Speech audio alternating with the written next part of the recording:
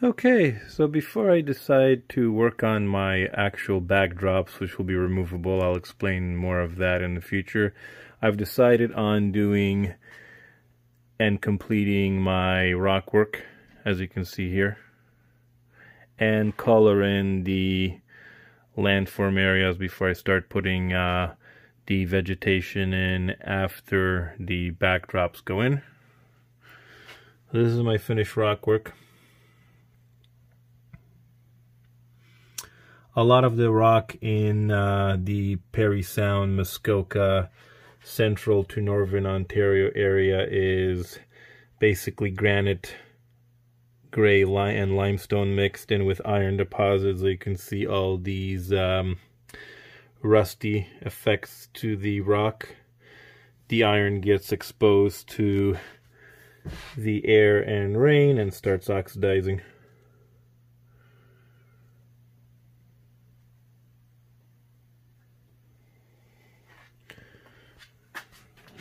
There's a closer look in the rock cut.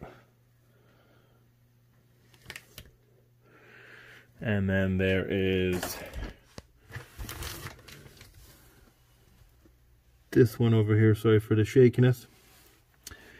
So the way that I've done this technique is after my plaster of Paris aluminum foil molds have dried and ready to accept paint, I used Liquidix Basics natural gray color, as you can see here. Basically what I did, I made a water wash with this, and my first coat was a wash on the rocks. Then I proceeded, once that dried, then I proceeded to use rust weathering powder to do the rust effects, because it blends really well with the paint, and when you brush it on you can have like really rusty effect looks to it.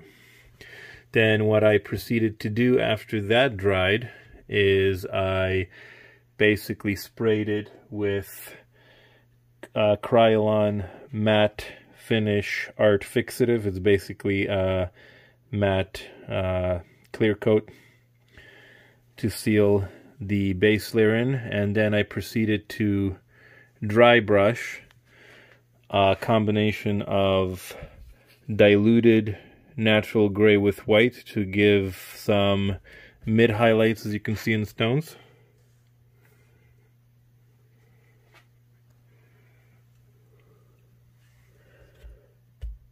And then I used, after that dried, I used pure titanium white, again dry brushing technique, to bring out the highlights in the edges of the rock, and you can see natural shadowing and crevice without doing a very thick coat of diluted India ink or black acrylic to kind of bring out all the definition. I used to do that in the past, but it also, if you don't properly seal your castings, it actually goes into the pores of the casting and goofs up your base coat, sometimes even after sealing. So I've forgone going with the diluted India ink or black paint technique, and I just did a bunch of dry brushing of mid-tone grays, more diluted white to a final pure titanium white dry brushing, and as you can see, brings out the stonework really well. And then I just finished everything with latex earth, kind of like a light tan earth color to kind of seal in the rest of the scene. So as we can see from the last clip where I showed you how I did my rock work and colored it in, I've added much more to this. I sealed my entire area with a tan earth latex paint. I added some static grass to sections I needed to static grass first. I added in lichen / foam, ground foam, woodland scenic scenery material bushes overhanging this section of the rock work. I've put in my riverbed color. It's going to be mossy emerald bottom for the depth, because I am tinting my epoxy in a moss green, because a lot of the rivers in the Parry Sound and Muskoka area of central Ontario have that greenish tinge to it, because they have a lot of green growth and healthy river systems, very clean water. I have used Woodland Scenics gray ballast for the gravel of the bank, and I also dumped that gray down with a mixture of white and sandy weathering powders, along with different chalk pastel ground it into dust to kind of give you that color. I made my own talus from the remaining bits of plaster castings that crumbled away, or the stuff that gets hard in your mixing bucket. I ground that up into some nice talus, and then I whitewashed it as well. I gray washed it as well to make it a nice gray color, and they're in the process of being glued down with 50/50 glue. As for my forest scenery floor cover, I did a nice layer of deadfall and weeds and dead leaves and grasses for the sections that I'm gonna be planting trees, major bushes, shrubs, and evergreens. All the remaining areas are either going to be gravel paths. There's going to be a gravel road here. There's probably going to be a rail box here. So this is going to be CP rail property, gravel road that actually some people are going to be using for rail fanning as well. There's going to be a mixture of static grass and gravel. This is going to be static grass. This is going to be a gravel side little road ending here. For CP rail and parking for hikers and stuff like that. Here is going to be all static grass, as you see in this section here and here. And there's going to be your railroad ballasting, gravel, and some grass here. So the way I did my deadfall underneath the trees, rather than getting a bunch of dead dried up leaves and finally blending them in a blender, which I don't have, and my wife's going to kill me if I use her blender to do so. What I did was, I have nice brown sandy soil / sand at the side of my backyard, so I just basically took a bunch of that, let it dry, sifted finely through a sifter. Then I just basically brushed glue down, put the first layer down of the soil. Then I proceeded to spray that with alcohol mist, and then sprayed it with a solution of 70% water, 30% glue, so it's nice and runny. Then I put another layer of that sand down, and wherever there was major wet spots, I filled that in with a lot of different ground foams, ranging from your yellow burnt dead grass to dying grass to green weedery. So you can see the different colorations you would see on a forest floor, like your moss, your dead leaves, your deadfall. I still have to put small twigs in for fallen trees and more bigger deadwood. More shrubs are coming, as you can see here. I did a nice transition from the rock outcroppings to the deadfall floor and fields with lichen bushes mixed with ground foam adhered by hairspray, so it looks nice and realistic, like you would see bushes overhanging rock outcroppings. There's some dead branches, exposed branches, and whatnot.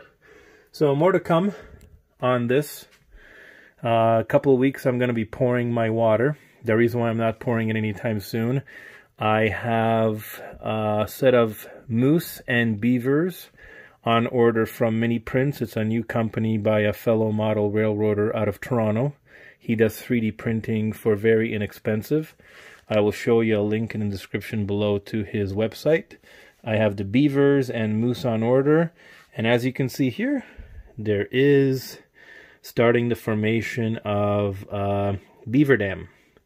So I'm going to have a couple of beavers swimming, sitting on the dam, and some chewing trees and shrubs. There are going to be some trees over here to complete the scene along with the moose. So more to come as more gets done in this section. Alright guys, so the layout is a complete mess. There's a lot more progress been done on the layout.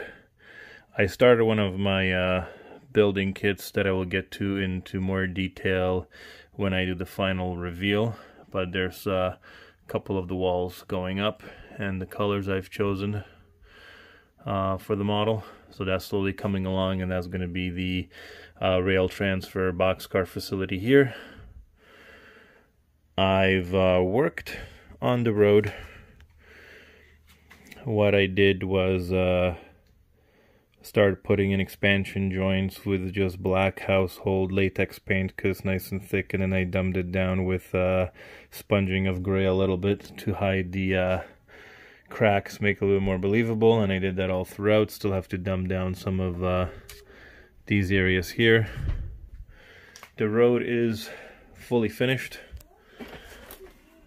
The crossing here, just have to dumb the road down a little bit, clean it up from the side shoulders. More grass work, more patchy grass work here, and weeds and whatnot on this side. Gotta continue with the expansion joints. And I did a major push on the bridge river scene. So as I mentioned in the last part, I was going to add static grass. I added static grass in certain sections, as you see here and here. And I actually poured the river, added some shrubs around it. Still gotta use Mod Podge glass for ripples and effects, but you can see, gonna zoom in here real quick, the moose is in. There you go, the beavers swimming in the water, and on the logs from my last video that I posted on the review of these products from Miniprints.ca, you can see the reveal of this scene. You got the critters working on their dam here. Couple, like I said, couple swimming in the water. One running towards a tree here. Then a couple of them on the logs just hanging out. And then there's the first moose just chilling by the side of the river and waiting to get a drink. I don't know where I'm gonna put the other moose yet. I did a couple of nice interesting effects for the river itself. I tinted the deep pour epoxy, so the epoxy that I used wasn't Envirotex Light or Woodland Scenics Magic Water or anything like that. I had to do an epoxy coating on our painted granite, self-painted granite style kitchen counter. So I bought a deep pour resin pour kit from Amazon. You can pour up to 2-3 inches of this stuff really, and I just basically poured it in 2 parts. The first part was just the epoxy tinted with the moss Woodland Scenic tint to give you this kind of a nice mossy color, as you can see here, because the rivers in the Muskokas are really greenly tinged because they have a bunch of greenery, algae and life living in it. So that's what I did. And then if you guys can see, sorry about the gloss, but you can see here perfectly, gonna point it out right here. My main pour was a nice very gentle mixing of the epoxy to give you a nice clear bubble-free epoxy to give you like a nice clear pour as a river. Then what I did to do my best representation of an algae slash grass and greenery growth in the river, I took about 3 ounces of epoxy and I whipped it. So what I did was I mixed it very vigorously to create a lot of bubbles in it. And then I added the tint, Woodland Scenic tint, after that. So that would give you that kind of a frothy, almost lightish, whitish green effect. Then I poured that in over top of my river. And then for the next hour, so yes, if you want this effect, it takes a really long time to do.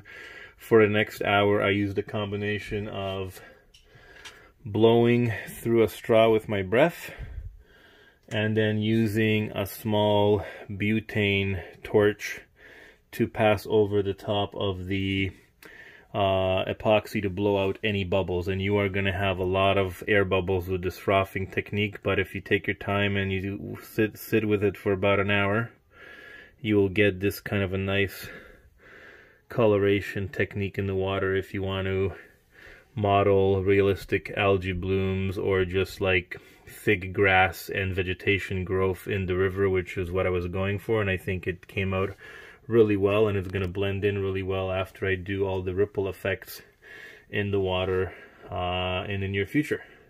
So that's how I did that.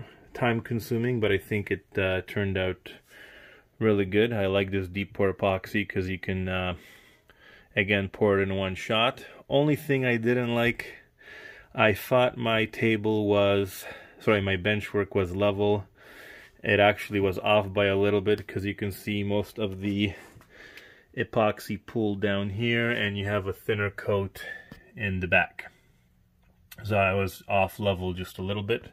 So again, epoxy is self-leveling. It will go with the flow. That's why the river also is overflowing the banks on this side as well, which in hindsight turned out really well actually, because if you look at the map of the area I'm modeling, there's actually a lake here with a little creek feeding it. You can hardly see the creek because it's overgrown. In my layout here, instead of the creek, I made it this river here, so the river is feeding the little lake. So this is where the lake starts, somewhere over here, so the nice expansion of the river kind of works. And then the river starts turning into a shallower river, more rapids going off into the backdrop. So yeah, so that's what I've been working on for this month of April. A lot done, scenes coming together, a lot more work to be done in the next few months over to the summer.